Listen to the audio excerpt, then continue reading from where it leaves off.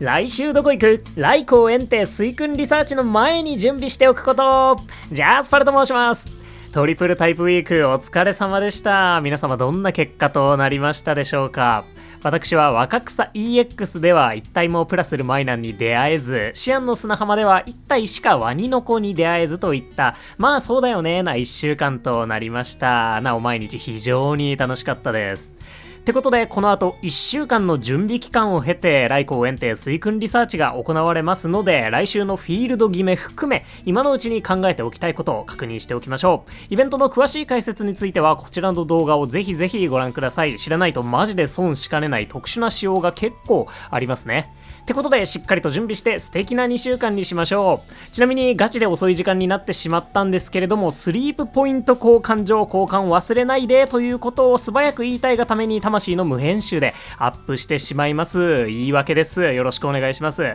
もしかしたら YouTube 側の自動字幕がついているかもしれないので、普段字幕でご覧の方はそちらもお使いください。それでは参ります。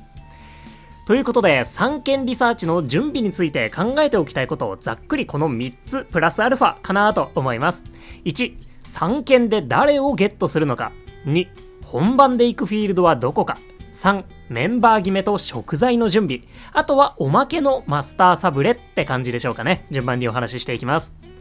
ということで、まずは来光園庭水君、誰をゲットするのか決めようぜですね。まあそれが一番悩むぜって方もいらっしゃるかと思うんですが、なおのことをさっさと決めておかなくてはですよね。ってことで、誰をゲットするのか決めておけると、どこのフィールドへ行こうとか、電気炎水タイプどんなポケモンを探せばいいのかなとか、3件リサーチでの立ち回りがだいぶと見えてくるかと思いますので、ぜひとも決めてみてください。トリプルタイプウィークにあたってしっかり決めておいたぜって方は、多分3番まで飛ばしちゃって大丈夫です。多分ね、未来の私がタイムスタンプだけはつけているんじゃないかなと思うのでご利用ください。まだ決めてないぜって方は、基本的に手持ちのポケモンたちと相性のいい子を選ぶのが安定かなと思います。電気ポケモンが多いなら来光、炎が多いなら園庭みたいな感じで、一応ね、この後誰を狙うべきかパルの意見もお話しするんですが、参考にしない方がいいような気がちょっとしますね。私、いわゆるお手伝いブーストによる木の実のストックってやったことがなくて、今後もやる予定がないので、おそらくね、世の中の大多数の方と3件たちの運用方法が違ってる気がするので、おそらく参考にならないんじゃないかなと思いますので、参考にならない意見もあるんだなぐらいで聞いていただければいいかなと思いますし、ぜひ他の方の意見も聞いて比べていただくのが一番いいんじゃないかなと思います。というわけで、参考にならなそうな3件表、来光園庭水君の順番でお話ししていきます。まず来光ですね。来光はこれからゴールドを重点的に攻略したい方におすすめかなと思います。いわゆるお手ぶだめによる木の実の持ち越しをやりたい場合って、ピカチュウ族の出現フィールドも多く厳選しやすいことから、木の実 S のポケモンたちを揃えやすく育成もしやすいので、最も有力な選択肢になるかと思います。なので世間的に一番評価が高いのは来光なんでしょうかね。電気の木の実統一でもピチュウ、ピカチュウ、ライチュウ、ハロウィンピカチュウで完結できるので、ハロピカさえ頑張れれば比較的楽なんじゃないかなと思います。また、電気タイプのヒーラーであるパーモットの存在によって日常的な編成にも応用力高く応えてくれるかと思うので、迷ったら来光っていうのはかなり安定しそうだなと、この動画を作っていて特に思いました。注意点的なところを挙げるのであれば、若草 EX では常時出現確率アップの効果がありますので、若草 EX のフィールドボーナスを上げている方であれば、イベントに限らずとも今後厳選チャンスがあるかもしれません。そういった部分を考慮すると、始めたての方に特におすすめしやすいポケモンなのかなと思いました。まあ、お手ぶためとか統一パが始めたての方向きかどうかっていうのは置いておいて、そんな来光となっております。逆に若草 EX 以降はしばらく厳選チャンスがなさそうなので、電気タイプが手持ちにたくさんいるのであれば、今のうちに狙っておくっていうのもいいんじゃないかなと思います。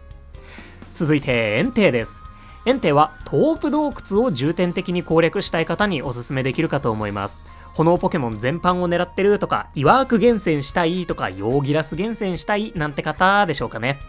新フィールドのアンバー渓谷がドラゴン島である可能性が高めなので、人影の出現には期待したいところなんですが、果たして若草 EX のスヤスヤタイプでも炎タイプそれなりに探せる印象なので EX にこもる方もメンバーは探しやすいかもしれません。若草 EX で来光を探しにスヤスヤしたい方はこのイベントで炎帝を狙っておくとかもバランス良さそうかななんて思います。現状ね、炎のポケモンたちは出現するフィールドが少ないので、また炎特化的なフィールドが来るものと想像しています。それがアンバーの次なのかどうかはもちろんわからないんですが、真に活躍のタイミングが来るのはもう少し先なのかなという気がするので、目の前のアンバー攻略のためのポケモンはあらかた育ってるぜっていう方に向いているかもしれません。トープ EX が来るのも楽しみですね。炎帝でした。最後はスイくんです。個人的にはスイくんが最もおすすめしたい一体かなと思ってます。というのも私はお手伝いブーストを食材集めのスキルだと思っているので、食材ポケモンの多い水タイプのスイくんが現状最も推せるって感じですね。またおそらく若草 EX の次にはシアン EX が来るかと思うので、そこで活躍できそうかつアンバーでも食材面で攻略に貢献してくれつつ、パルデアウーパーの内定が決まっているのでヌオーの育成もやれるっていうのがスイくんのセールスポイントかなと思います。スイくんを推す上での注意点は、ワニの子がとにかく厳選しづらいとかになるんじゃないかなと思います。トリプルタイプウィークでシアンに来たんですけれども遭遇1回とかなのでワニの子は探せませんまあそれは言い過ぎなんですが、睡眠タイプも意図的には狙わず分割睡眠もしないっていうプレイスタイルでは出現フィールドが少ないっていうのがそもそも遭遇する頻度に致命的なほど差が出るということでもあるので、木の実ストックのお手伝いブースト目当ての場合ワニの子が狙いづらく、水五郎はまあ水五郎なのでスイくんが最も向いてないんじゃないかなと思います。なので世間的に3件で最も評価が低いのはもしかしたらスイくんなんじゃないかと思ってきました。お手伝いブーストそのものは規定の回数お手伝いを完了させるというスキルなので、お手伝いスピードの遅めなカメックスだったりめちゃくちゃ遅めなヌオーとは相対的に相性がいいんですが、全ては食材集めスキルとして使うかどうかになるかと思います。その場合はね最もおすすめなのでカメックスもヌオーもなんならウェルカモだったりカメールだったり果ては尻尾担当のヤドン族もぜひとも育ててみてください。そんなスイくんでした。ということで個人的には最も推しなのがスイくんなんですが、世間的には一番評価低いんじゃなかろうかと思いましたので、多分安牌は来光かなと思います皆様ぜひともコメントで誰がおすすめなのか私にも教えてください。よろしくお願いします。ってことでそんなことなどを考えながら3件たち誰を狙うか決めてみてください。1、3件で誰を狙うか決めるでした。それでは続いて2、本番で行くフィールドはどこかですね。こだわりたいポイントは3件の自然出現を狙うのか、分割睡眠をするのかどうか、フィールドボーナスが高いか、エナジーが稼げるかどうか、ポケモンの落とし物が稼げるか、フィールドの難易度、そして3件以外で狙いたいポケモンがいるかあたりになるんじゃないかなと思います。あとは色違いを狙いに若草 EX に行くかとかですかね。今回のイベント、対象のフィールドでは3件全員のお香が好きに使えるという神仕様が存在するので、フィールドと狙う3件が必ずしも一致している必要がありません。なので自然遭遇を狙う場合や分割睡眠とかでガチで特定の子を狙いに行く場合はおのずとフィールド決まるかと思うんですが、そうでない場合は他の項目を重視した方がいいんじゃないかなと思います。ってことでフィールドボーナスの高さだったりポケモンの落とし物が稼げそうかどうかに注目してみてください。基本的にはフィールドボーナスの高いエナジーが稼げるフィールドほど落とし物が集めやすくて、フィールドとしての難易度の高いゴールド急発電所だったり若草 EX では落とし物が稼ぎにくいっていう認識で合ってるんじゃないかなと思います。飴の集めやすさと大体一緒だなと思ってもらえたらいいかなと思います。なので本番で行くフィールドのフィールドボーナスを上げておくとかは特に始めたての方には非常に大切になってくると思います。ちなみに若草 EX は全フィールドで突出して落とし物期待値が低くなるかと思います。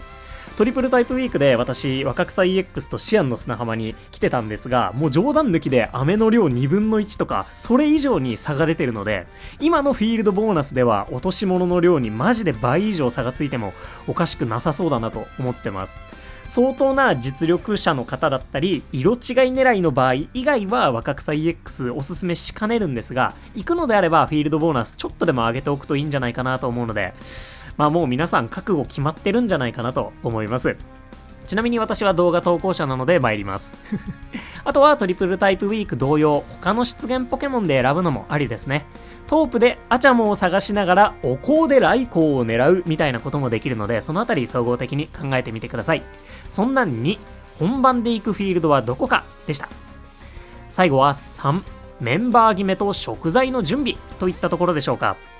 今回イベント対象フィールドではどこに行っても電気、炎、水タイプのポケモンが活躍できます。なので今のうちにどんなメンバーで挑むのか考えておいて、それに合わせた食材を準備しておけるとベターですね。なおイベントではスキルレベルがやけくそ強化されますので、普段のスタメン以外のポケモンたちも活躍できることがあるかと思います。それこそトリプルタイプウィークでゲットしたてのポケモンも活躍の可能性があるので、今からどんな食材を集めておこうかとか、人によってはフィールド移動チケットで何の料理を狙おうかなど考えてみてください。パルの場合はライチュウだったり爆風雲が生姜を集められるので、スパークスパイスコーラのためにネギとコーヒーを集めておくとかが良さそうでしょうかね。ぜひね、皆さんの食材備蓄計画もよかったら教えてください。そんな3、メンバー決めと食材集めでした。あとはおまけのマスターサブレとかでしょうかね。マスターサブレを使われる方、8月のスリープポイント交換所は9月1日8時59分まで、8月のスリープポイント交換所は9月1日8時59分までとなっておりますので、交換お忘れなく。マスターサブレを使うかどうかに関しては、パルみたいにね、ポケサブレ調整項推定約 2% を狙うのであれば、マスターサブレじゃなくてポケサブレをめちゃめちゃ投げるみたいな手もあるにはあるので、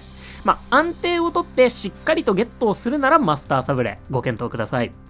あとは来週いっそ1週間丸々お手伝いブーストダメをするぜみたいな方もいらっしゃることと思います。伝説イベントで木の実固定とかだと、そういう思い切った準備をする価値も高いかと思うので、やれる限りの準備をして伝説イベント楽しんでください。といったようなポイントを押さえつつ、来週のフィールドを決めてもらって準備してもらえたらと思います。ちなみにパルは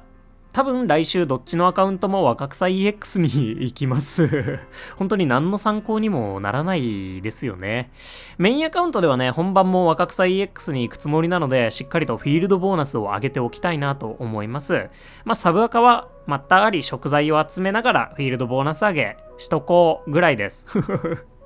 ちなみに EX チケットも交換しておきたい方はお忘れなく交換ください。最大2つまで所持しておくことができます。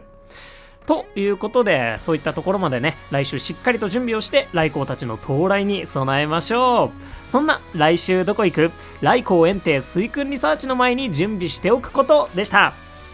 ということで、ここまでご視聴いただきまして誠にありがとうございました。お相手パルでした。よろしければ動画にグッドを押していただけますと動画制作の励みになります。3件の誰がおすすめなのかのコメントもよろしくお願いします。